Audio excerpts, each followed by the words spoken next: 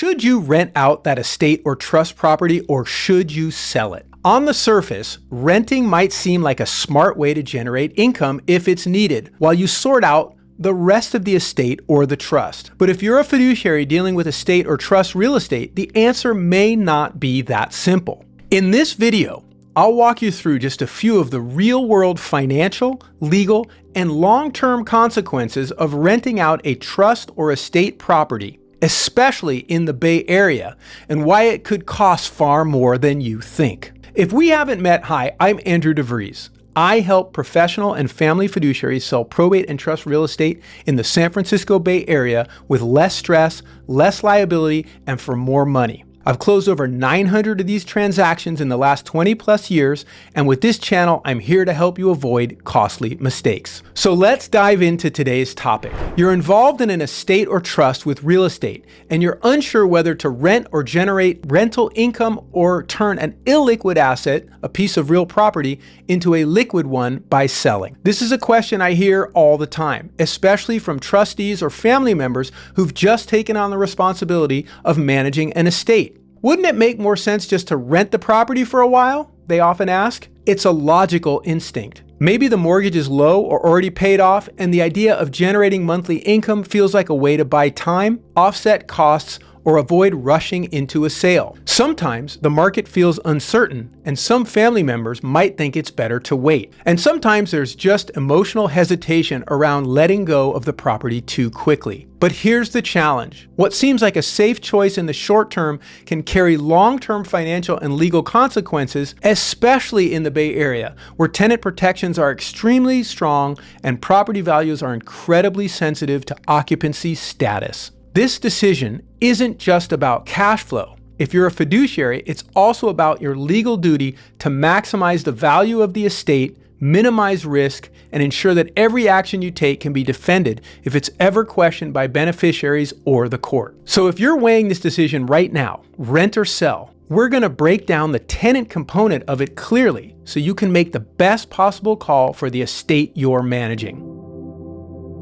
Let's start with what draws many people toward renting, the idea of steady income. If the property is paid off or close to it, it's easy to think, well, we can just rent it out and bring in a few thousand a month while we figure everything else out. And yes, on paper, that can sound like a smart move. But when you run the numbers, the long-term picture often tells a very different story. Let's take a basic example. Say the property could rent for $3,500 a month. That's $42,000 a year in gross income before expenses. Now subtract repairs, maintenance, insurance, property taxes, and property management if you're not handling the management yourself, which can be 30% or more in annual expenses. And this is if there is not significant deferred maintenance, which is a whole other aspect of the rent versus sell analysis we'll cover in future videos. After expenses, you might net $25,000 to $30,000 per year on rental income for the estate or trust, assuming everything goes smoothly. Now compare that to what a full market value sale might generate. Let's say the property is worth $1.2 million.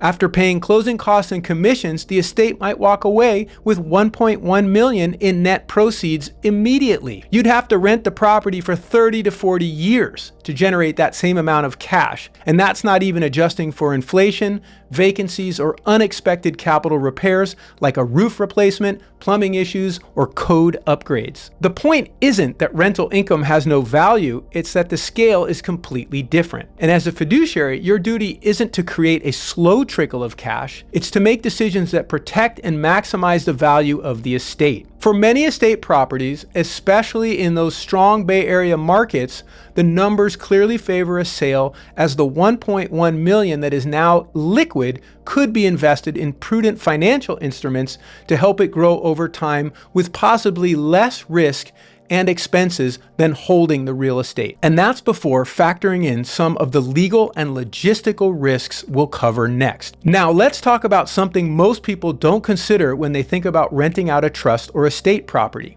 tenant laws, especially here in the Bay Area. California already has some of the strongest tenant protections in the country, but many local cities go even further, adding layers of complexity that can seriously limit what you can do with the property once it's occupied. For example, cities like San Francisco, Oakland, and Berkeley all have rent control and just cause eviction laws, which means you can't simply ask a tenant to leave when you're ready to sell or want to move forward with a new plan for the property. Even in cities where single-family homes used to be exempt, new legislation has closed many of those loopholes. So yes, in some cases, even single-family homes are now covered by rent caps and eviction protections. Here's what that could mean for you as a fiduciary if you rent out the property. You will likely be required to provide a legally valid reason, a just cause, to terminate the tenancy. And in most of the Bay Area, needing to sell a property is not a just cause reason for eviction. You may owe the tenant relocation assistance, which can run into the tens of thousands of dollars depending on the city and situation if you are able to get them to move. You may be unable to remove a tenant even if the property needs to be sold because sellers are legally required to honor the lease. And you'll likely face a smaller buyer pool because many buyers, especially owner-occupants, don't want to purchase a home with tenants in place. Even institutional or investor buyers often reduce their offer if they know the property is tenant-occupied because they're factoring in legal fees, risk, and the time and potential buyout costs if a buyout of the tenant is feasible to gain full possession of the property after closing. In some cases, we've seen tenant occupancy reduce the market value of a property $100,000 to $200,000 or more because of the added complications, reduced access, and potential buyout costs that are becoming customary in many parts of the Bay Area. The reality is this: occupied properties almost always sell for less, particularly those coveted by owner-occupied buyers, such as single-family homes and condos. Even investors who are comfortable with tenants often offer less when there's an existing tenant they didn't screen, can't remove easily, and may not be able to raise the rent on. They'll run the numbers differently. They'll build in a risk buffer. And in many cases, this can equate to a buyer offer reduction in the 5 to 6 figures in the Bay Area. So before you let anyone move into a property, even temporarily, it's worth asking, what's the real benefit and cost of putting a tenant in place? What is my timeline for needing or wanting to sell down the road? And am I just making this place harder to sell later? In summary, before you hand over the keys, make sure you fully consider the impact that tenant occupancy could have, not just on cash flow, but on the condition, marketability, and value of the home down the line. And if you're not sure what the best move is for your situation, please call me today for a free consultation of your real estate portfolio and what the best course of action may be given the needs of your unique situation. And for more information on our services and recent sales, feel free to visit probateagent.com and subscribe to this channel.